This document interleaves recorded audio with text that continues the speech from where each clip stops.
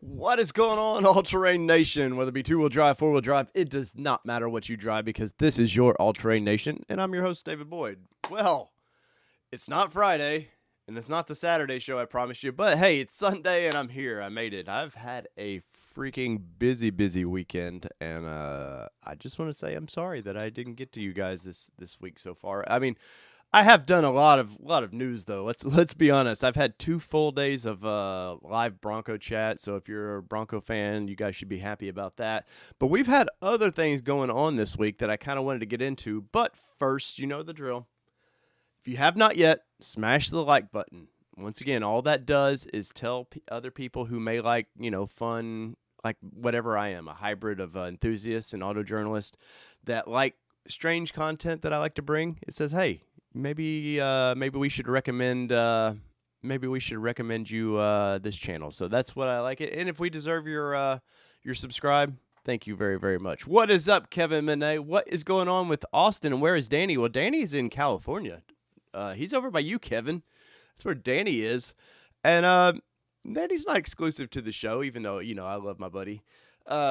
I didn't want to bug him today with this. He's Danny. He was 2 weeks strong. Of course, Danny's military, so he was 2 weeks strong, bunkered down somewhere doing some kind of training. So I wanted to let him have his weekend and not exactly mess his weekend up. But Kevin, Austin.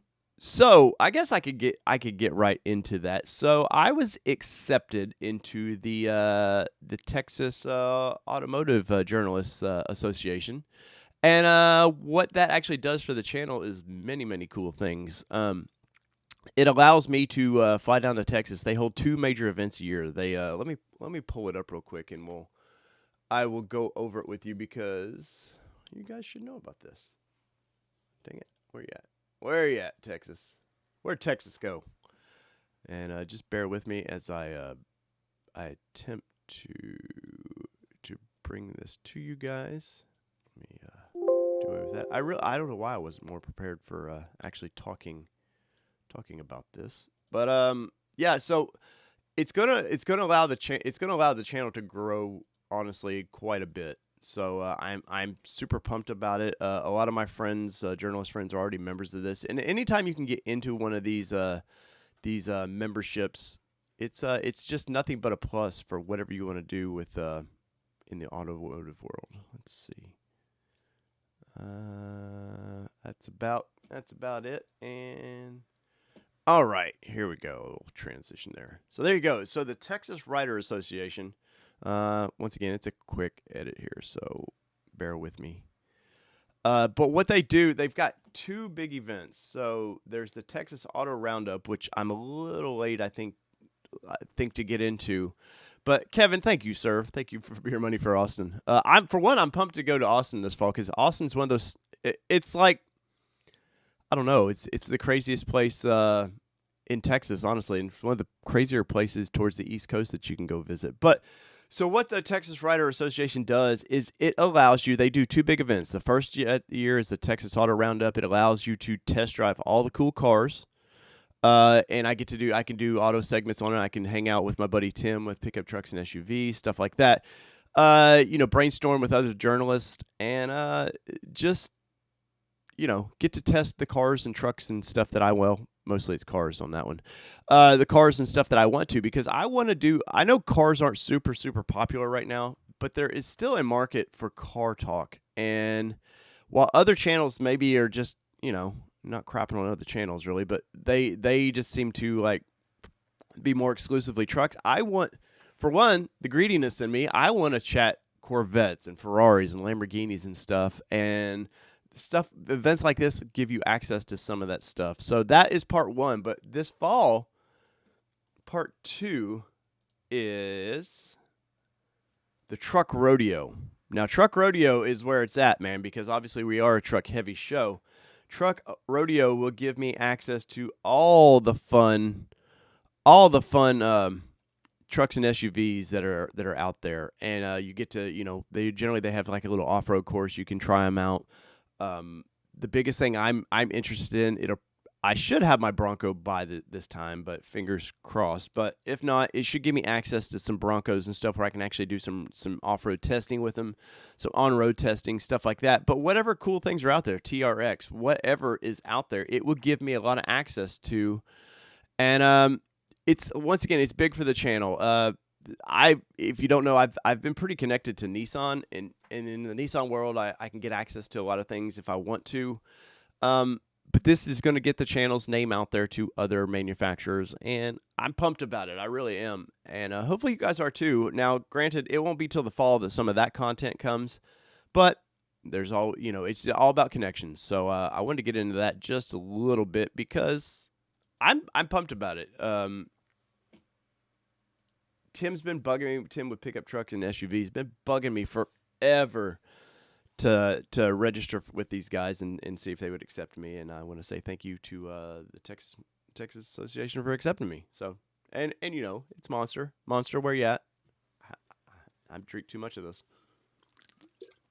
Oh man, but hopefully you guys are doing well on this Sunday. Hopefully you got some projects going on and something fun in your garage with whatever you're driving. Kevin, how is that? For one, how is the Nissan Rogue treating you? Any problems just yet? Not that you would probably tell us, seeing how you work for Nissan, but anything cool with that thing going on? And I'm going to segue as we do this to what I think was some of the cooler news of the week, and it is from Hyundai. That is right, Hyundai. And where did my wing go? Bam. All right. So there it is. The Hyundai Santa Cruz. It's 3 days, Kevin. The Hyundai Santa Cruz. Now, this spaceship looks crazy. We seen this thing way back in, I want to say 2015 or 16. Hyundai teased us all with this thing, and they built it. And I, for one, I'm super pumped that they built it because it's just cars and trucks especially, they just are getting boring a little bit. Like, Kevin, you won't like this because I'm going to pick on the Frontier just a little bit, but the Nissan Frontier there's traits of the Toyota Tacoma in it. Now, why? Because that's the popular truck, and you wanna draw some fans from that. Totally understand that. But, it's getting hard to tell a Ranger from a Tacoma apart or any of the little trucks. Some of it's due to federal guidelines and pedestrian safety and stuff, the way they make them the front ends now. And just some of it is everybody's copying everybody too closely. And I think we need something different. And you can pick on this thing because everybody's like, "Oh, look at the Honda little truck, and it doesn't do anything. It doesn't sell anything." Well, Honda's they're in a 2.5 generation of that thing now. It just got refreshed, and I actually dig the Ridgeline for what it is. Thank you, Kevin. I dig these things for what they are because they're not trying to be anything they're not. It's for these type of vehicles are for people who have maybe a one-car garage, or they just need something car-like, sits up taller like an SUV, but yet who wants to go to your local Home Depot or wherever and put all that stuff in the back of your car? This thing actually offers you a little bit of everything. Now, where the Honda, this is good. It's not going to be tiny either. Let me see. I've got the dimensions over here because it's actually very comparable to a lot of the midsize trucks. So the length of this thing compared to Tacoma and Ridgeline and Frontier is the length of it is 195.7. The Tacoma is 212.2. Ridgeline is 210, and the Frontier is 205. So it's a little smaller than those, but it's very comparable in size. But there's a couple cool things about this. I mean, obviously on the interior of this thing, it's going to be just amazing. I love Hyundai, man. When I forget what the head designer they brought in the late 2000s to revamp their whole line from going from a boring Korean-made car to something exciting. And then all of a sudden, this past couple of years, they've went way wacky. I mean, like way wacky with some of their designs. But I like this one. I like where they've taken this. Look at see the glowing lights there? Those are the daytime running lights. And the main lights are down here. And we're getting into those futuristic looking cars now that we were all promised when we were growing up, you know? I mean, obviously they're not flying cars, but we're getting into some of the cool futuristic looking cars, and Hyundai will take a chance. And I dig that they're willing to take a chance and say, hey, let's make, you know, if they sold 20 to 30,000 of this thing a year, would that be a hit? Not in a F-150 sort of way or a Tacoma sort of way, but they don't care. It's about keeping people in their brand, and they've got a really, really cool brand with this thing. I love that they kind of came out with that cactus gray looking color that Ford had brought with the Bronco. I'm sure that was somewhat intentional. Maybe not, but I like that finally manufacturers are starting to add to their color palettes.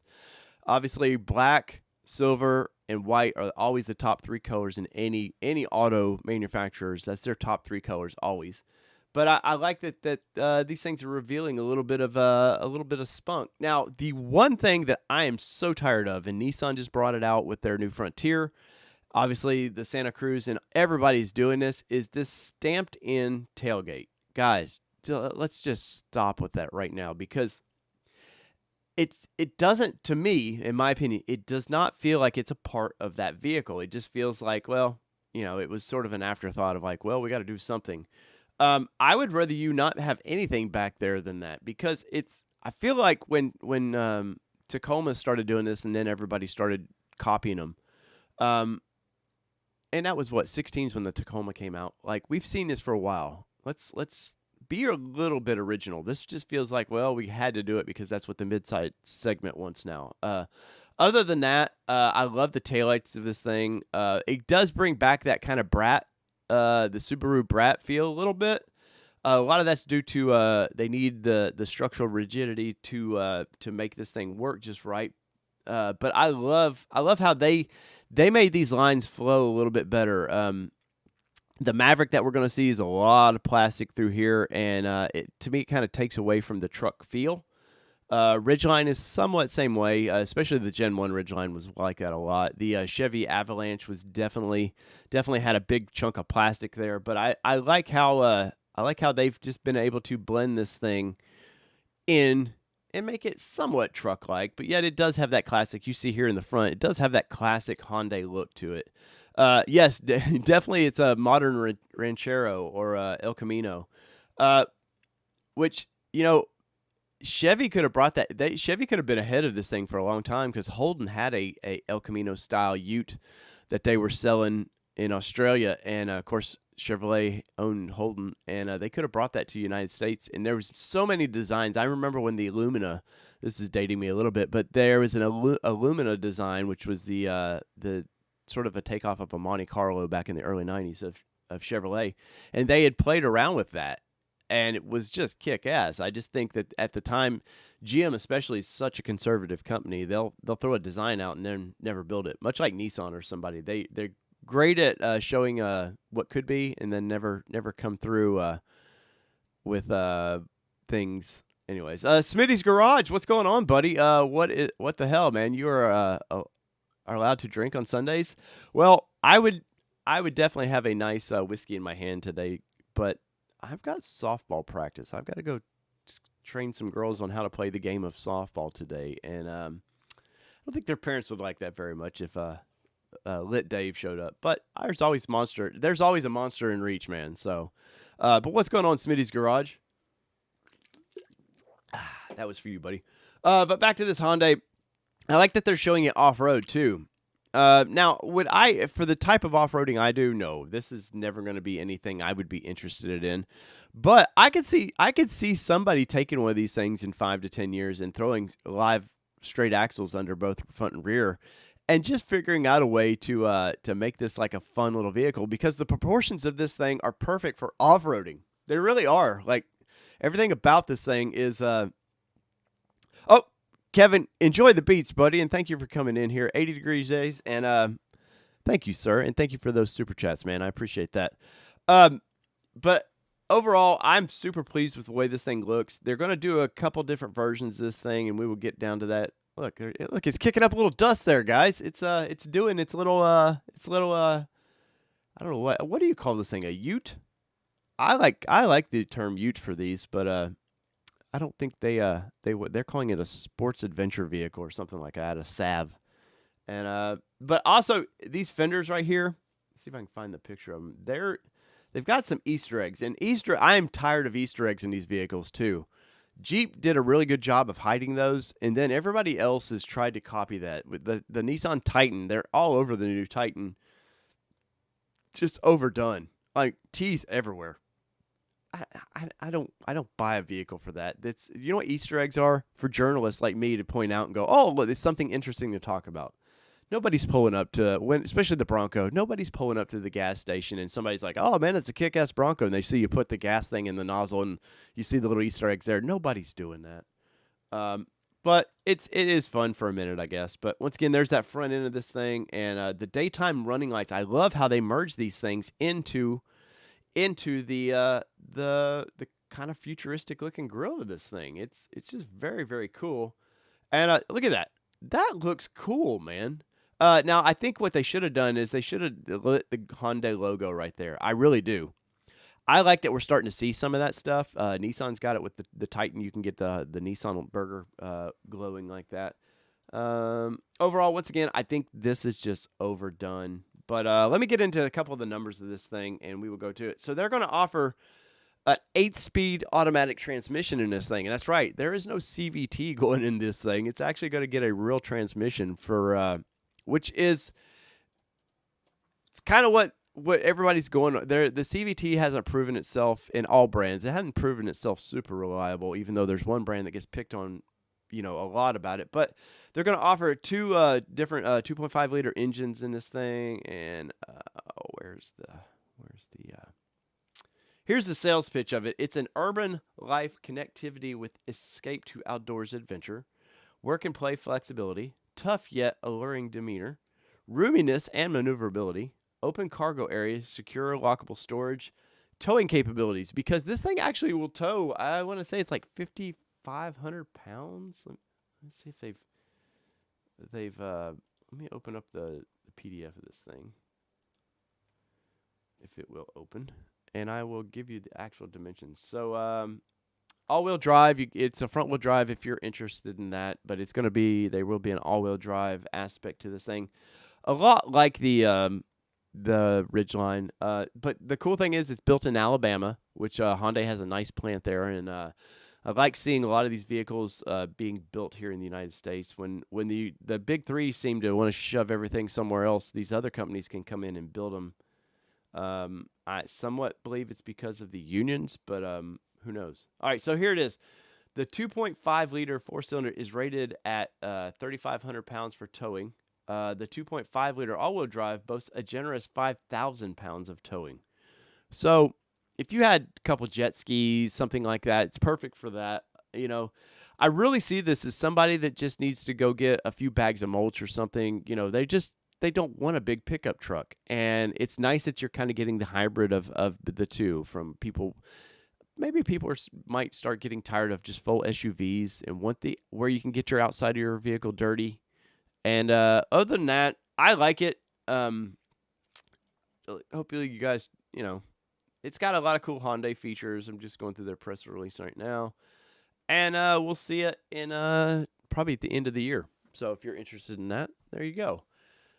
Let's see. What else did we have to talk about? I feel like there was some Bronco news that I wanted to talk about. So let me get that set up for you guys, and we will move on.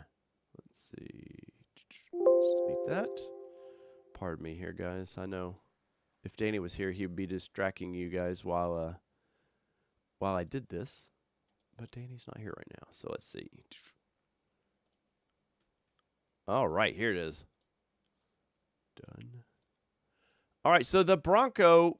Now, I will be at Bronco Celebration East next weekend. And there you go. So the Bronco, a lot of the early stuff that they showed on the Bronco unfortunately didn't come to fruition. It just, everything they showed in that release video was super cool, like the tops and stuff. And then they, I'm done with COVID, so we're not going to blame COVID anymore for this. Yes, there's a microchip shortage and all that, but some of the things they just fell short on. But this bull bar that they've got here, man, I've seen 3 iterations of this thing. They had on the early ones, they had at this bull bar sat a lot lower. It sat under the Bronco, and if you wanted a winch, that was never going to work. And so then they brought it up where the top of the bull bar covered Bronco, and people were like, why have this cool Bronco logo sitting out there and then nobody can see it if I want this bull bar? Now, in my world of off-roading, if the bull bar is not welded actually to a real steel bumper or aluminum bumper of some type, it's a waste of time to me. A lot of cases they're made to, have your vehicle look cool, look off-road without actually any capability. But there's also there's a catch to that because they're generally a lot cheaper than trying to just do a whole new bumper. But this one, they finally got it out of the Bronco, and you can see the B and the O at the end. You can actually see those. You can kind of see the R and the C in there, and people are very excited by this. They're finally happy that there's something you can actually see it. And these are supposed to come on the first editions, and it was an option you can buy with this heavy duty bumper. And Ford last minute, they were like, okay, we this is it. We've got it fixed now. So I'm very pumped about that. What's up, Cliff? I got to see the 2-door Badlands yesterday in Birmingham, Alabama. Oh, you went to the auto show down there. That's really, really cool. I thought about running down there, and but I know my local dealerships here this week are supposed to get some Broncos in, and I'm going to Celebration East once again, and they're supposed to have every make and color there, so I'm pretty sure I'm going to get my fill of Bronco. And then I haven't got my email back just yet, but there's a drive and ride event that they're doing. So I put my name in to be able to drive one of these things. So we'll see if that happens or not. But the biggest thing with this bumper, let me fix this image because this is why it's still worthless to me. And there you go. What does that exactly do for you? Now, I will say this first off. Ford has to abide by federal regulations for pedestrian. If you run into a pedestrian, they can't have something sticking way out there. I get it. And if you see this bumper, it's just barely sticking out past the factory bumper. Now, after the fact, it's on you. You can put a new steel bumper, aluminum bumper, something up there, and that's on you. But this is just a waste of money to me. I don't remember what these things cost, but it just was just kind of a waste to me. Now, once again, these come on the first edition. The first edition gets every little feature you could ever want is all on that, and you get some cool stickers and stuff, and one unique color, I think. And in the first edition, let me tell you this: Ford came out this week and said, "Oh, the first edition they had this, in my opinion, kind of an ugly blue interior," and everybody was upset about it. Once they actually got to see what the first edition interior looks like, they were all upset. Ford showed us a black interior that should be, honestly, the interiors of the Bronco are the weakest point to me, and I don't have any pictures to show up, or I would. But the interiors are the weakest part of this, man. It's what feels last minute, in my opinion, of the Bronco. But to end on this thing before I get back into the interiors, this bull bar doesn't do anything. In a crash, you know where that's going to do? It's going to be in that grill. If a light bump, you 5 mile an hour bump somebody in traffic, that's going to be in the grill. And behind that grill is all your stuff, your cooling stuff for your turbos, your radiators back there. And what are these grills going to cost new? So I'm not a bull bar guy. And the old what were they? Little Safari. There was some company used to make on every SUV. You could put them on your bumper, and just magnifying for a damage. So, but the interiors of the Bronco to me have been the weakest point of those vehicles. And finally, Ford came out with the black interior, which once again I think should be on every one of these things. I don't know why Ford, like, the base gets this cloth interior, which I understand. Um, but I'm also, we don't need the Big Ben model in my opinion, and the base should never get the Sasquatch in my opinion. Um, because there's not a lot of reasons for people to buy the Black Diamond and stuff when you can get a lot of these features with the lower trims. But I know some first edition owners that are very upset because they put in their order because they wanted one of the first Broncos. Now they've put in their order. Some of them had been accepted this week, and suddenly Ford came out after orders were accepted and said, "Oh, there's no going to be a late availability on these black seats, these black leather seats. It's going to be right off the get-go." And they've created a lot of confusion now. And obviously this past week has been exciting for Bronco owners because, everybody wants to be one of the first to get one of these things, right?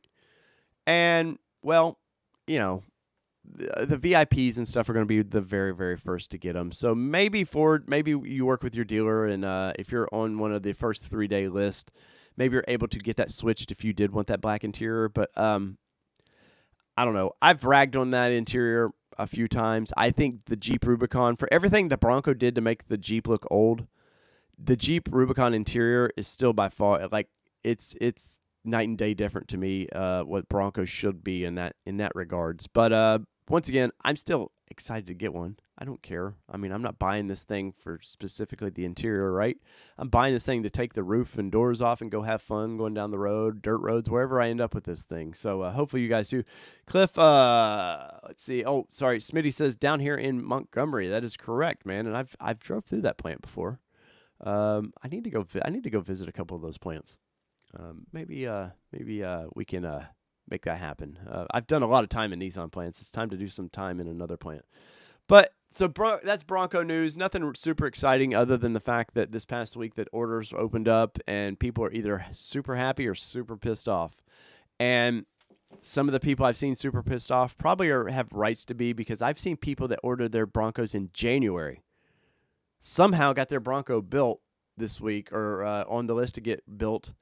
And, day one, people are like, "Hey, over here, what's going on?" And I think they have a right to be very, very upset. And what do you guys think? Would you be pissed off if you were a day one holder and you found out somebody that just found out about a Bronco in January put in their order last minute and somehow are getting theirs built?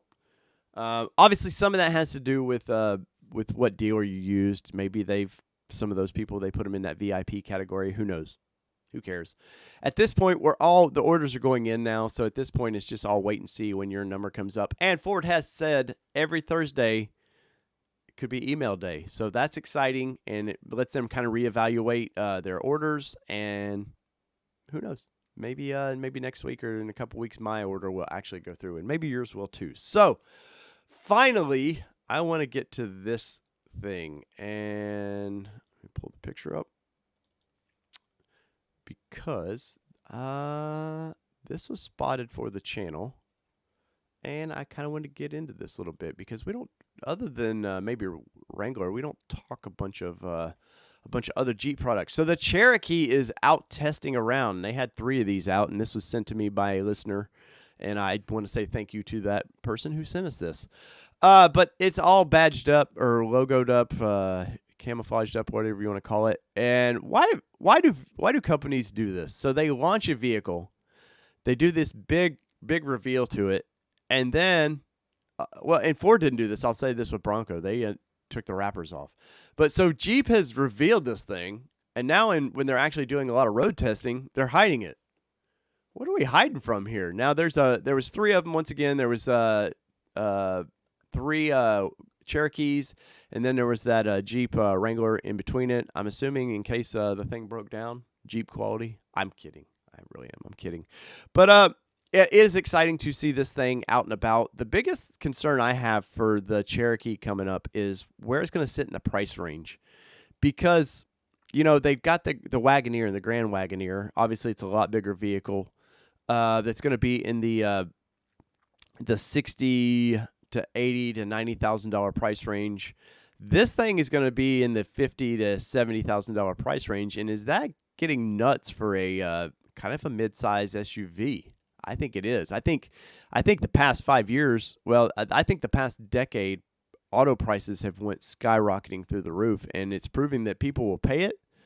But I know Nissan's pushing for they're pushing for their dealers to get people to 72 and 84-month contracts, and I think that just shows that these vehicles are getting a little pricey, and there is a dollar amount people can afford during a month. I know, looking, if I put nothing down on my Bronco, it's $850 to $900 a month to own one of those if you did nothing. And it's getting a little crazy out there, guys. But I definitely wanted to get your opinion on this. But I was happy to see this thing testing around, and I'm happy to bring you guys exclusive content on this when it comes around. And if you guys ever see anything, no matter where you're at, you ever see anything, email us over at allterrainnationmedia@gmail.com and let us know. Or you guys can find me. Always can find me on Facebook or wherever. Instagram. I love Instagram a lot, man. And Instagram's kind of my home for this channel. So find me there, All Terrain Nation Media. But once again, it's cool to see this thing floating around. And not much to talk about this right now, except for I think it's going to be expensive. And I think we're going to see it this fall. So we're there we are with that. And let me transition back over here. And there we go. So let's see, a couple questions. I know this is going to be a short show today. Let's see. Cliff says he got to see the two-door Badlands yesterday in Birmingham, Alabama. It was so awesome. Do you know how many Broncos will be built per week? Per week, no. I know through some of the stuff I've read from Bronco Nation, I believe it is, or it could have been Bronco 6G. Someone with that might have been from a dealer, but the Ford was sending out to dealers talking about how they were slowly ramping production up. So part of the first couple weeks of production is to prove. Now you've all seen them. They've built 10 to 15 at a time going down the production line. And then what they do is they're constantly working with their computers for spot welds, stuff like that. They want everything to be exactly right. No rattling anything. So they'll build. I know when I worked for Nissan, we would do trials, PT trials, and you might build, of the PT ones, you might build 5 of them, and it wouldn't be for another month you'd build any more. And they'd go take those out, and they're the vehicles you've seen all wrapped up. So they'd go wrap them up, go drive them, listen for rattles, just tweak them, everything they can. They'd take that back to the engineers. They would adjust the computers for as far as welding and some of the assembly that's done computer-wise. And they would build another round. Then they'd get into what they called trial 2s, PT 2s. And then by the end of trial 2s, they were sellable vehicles. So, which for Nissan on a lot of their vehicles, it only took a few months. It was pretty quick once you went through the trials. Now Wrangler or Bronco, they have a lot riding on Bronco. So everything has to be right. They can't have Broncos and in 6 months just garbage. They're in the dealers like crazy. So I think that's why Ford's been it's taken time to get this thing out, and for good reasons. They this has to be right because they're already pulling people from Jeep. Wranglers, you're going to see Wrangler sales take a hit this year. I don't think it's going to be drastic, but they've been 120 to 160,000, something like that a year. I think you're going to see that definitely in the 120 range, maybe a little lower, maybe 100,000 range, because some of those people are coming to the Ford Bronco. They want to try that toy out. So Ford knows it's got to be right. It's just got to come out of the box right, more than any other vehicle. F-150, you always get a few recalls right off the get-go. It's because they know people are going to buy them, a lot of fleet vehicles, and generally, nobody's going to fuss about the F-150 too much. Where this vehicle, it's ripe for people fussing about them. So let's see. Bro John says, most dealers aren't getting a third of what Ford has promised by reservations. Everyone needs to relax and wait like they have. I agree, man. The problem is with relaxing. So July, we got to see that thing in July. I think it was, 3 or 4 weeks later, Ford started showing them going through the Rubicon, which was freaking amazing. Then we started seeing them a week or two later in Moab, and it just was like it was almost like doing drugs or something. It was like you get that hit, and then you're starting to come down, and the excitement's wearing down. Then, bam, Ford hit them again with another excitement thing. And they've done that since July. Now, the forums and stuff don't always help that either because, they're looking for any kind of little information they can get for the vehicles for their client base. And I understand that. And then it's a grapevine effect of a lot of bad information starts floating around. And, there was some really bad information that was floating around that Ford never put out. Like a lot of the dates. I know people started thinking November is when the build stuff was going to happen, and that was never brought by Ford. Ford had always said December, and then when they couldn't meet December, they set the next date. But it's a grapevine effect, man, and the hype train once again.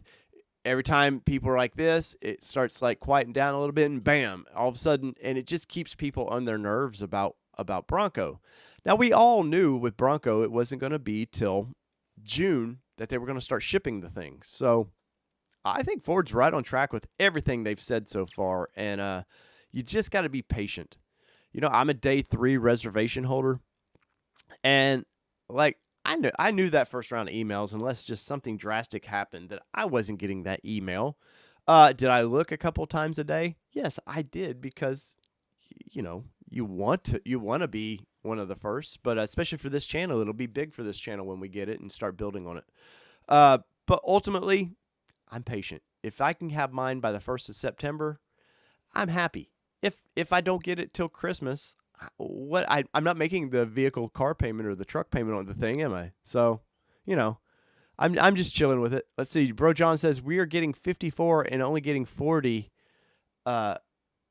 8 a month for 5 months, and we have 100 true orders with good timestamps. So most will be 22s, period. Yep. John, I assume you're with a dealership. Quick question on that. So I know Ford has said 56 to 58,000 is what they're committed to building this first part of the year.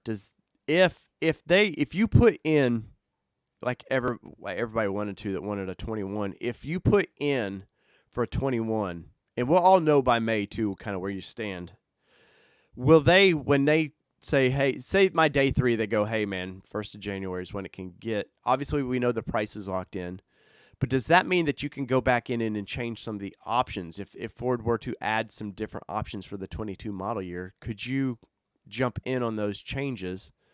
And even though, like right now, I'm locked in as a 21, even though I think I'll get mine as a 21, but I'm just curious if you're, when they push you to a 22, I know they've said that no price increases or anything, but there's heritage editions coming, stuff coming that isn't available right now. So let's see, can't even get Ford's number 1 seller on F-150s built set aside for chips, including retail orders. Well, I know Ford is their priority 1 is Bronco right now. So they're shoving all resources towards Bronco builds right now. So I know that's part of the problem why they're kind of idling plants a little bit, and they're just pushing resources to Bronco. Because can you imagine if Bronco's 21 and then these just a handful get built for 21, and then they're like, damn it, say they only build 10,000 for 21. Can you imagine how many refunds people would be wanting, or obviously if you put your deposit down, you're locked into that, either that or you just forfeit your deposit. I could see just massive amount of people pissed off. And I think by midsummer this chip problem's going to be somewhat solved. I think hopefully this current administration, I know they had talked with China about, hey, can you guys kick that in gear a little bit? I think certain things like this prove that some of this needs to be built here in America. Even though I've been an import guy for a long time, I'm pro building things in America, and that's why I like what Nissan, Hyundai, and Honda and Toyota do. They build a lot of their American product in America. So I think some of this, obviously not everything, but you could do a quarter of what you make, have it made in America, just as a foolproof, trying to make, you never know when the next pandemic's going to hit. So, and not that anybody can anticipate that, by the way. I guess unless you were in Wuhan. But there you go, guys. That is the news this week. And if you have any questions or comments, go ahead and type them out now before I shut things down. This was going to be a quick one, like I said. I sorry I didn't get to you guys Friday, and I will not be on here next Friday. I will try to get to it next Saturday, and if not Saturday, Sunday, we'll do a live chat.